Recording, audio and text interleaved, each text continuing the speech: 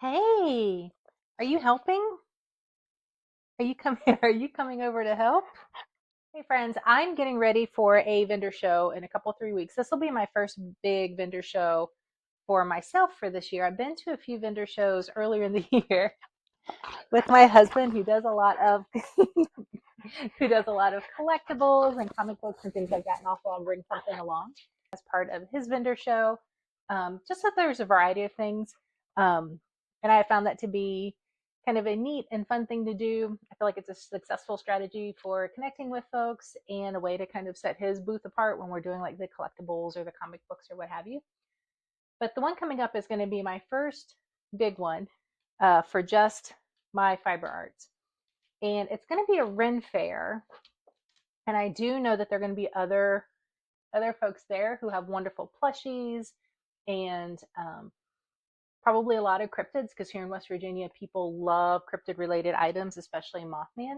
So I'm kind of going through inventory right now, looking at what I can bring that will be that'll be interesting to folks, um, and might be a little bit different than what some of my fiber art colleagues will have as well.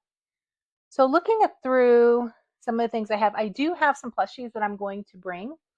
Um, they're among my favorite to make, and I think there are some similarities across different fiber artists and how we do our plushies as part. And I think that some of mine are a little bit different, so we'll see. The first one I'm going to be bringing is a very cuddly, velvety kraken.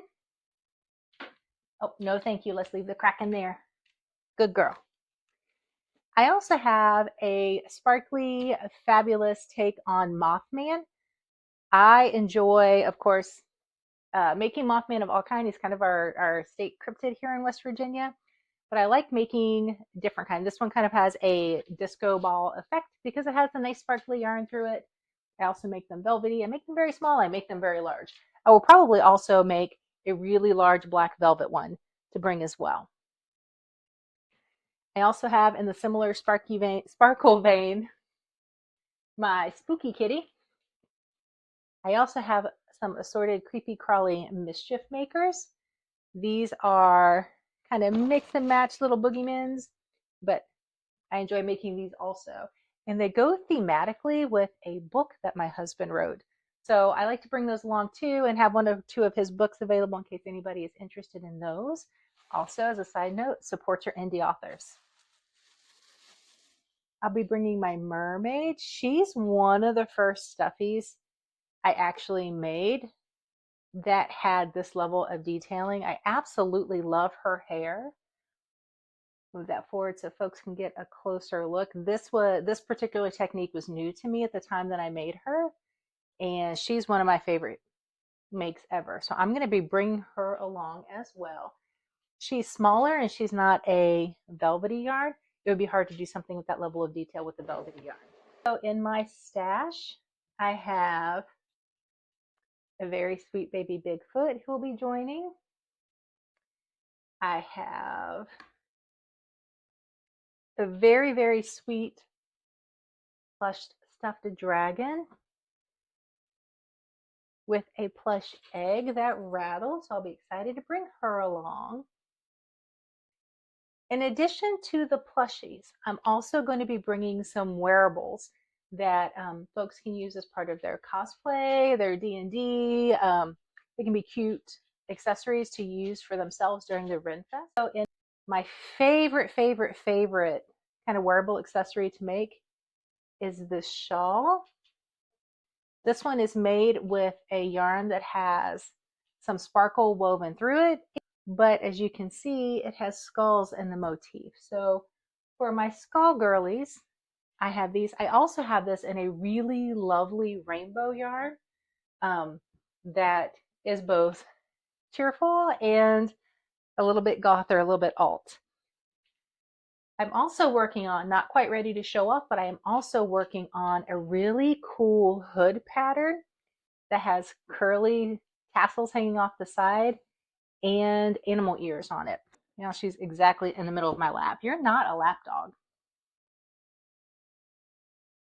I'm also making fun headbands that people can wear as a very lightweight, easy wearable. It'll probably be a very warm day for a Ren Faire as part of their costumes or just for funsies.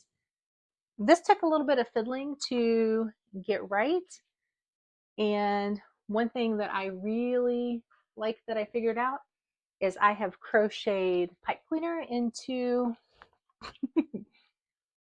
my ears so that they stand up where they could be posed different ways. I'll also have some fun little mischievous horns if somebody's a little bit of a mischief maker instead. And also bunny ears. I am going to be experimenting with some different ears, different horn styles to add to headbands. I'll be doing them not just in the rainbow. I also have some really cool red sparkly and blue sparkly and black sparkly yarn I'll be using as well.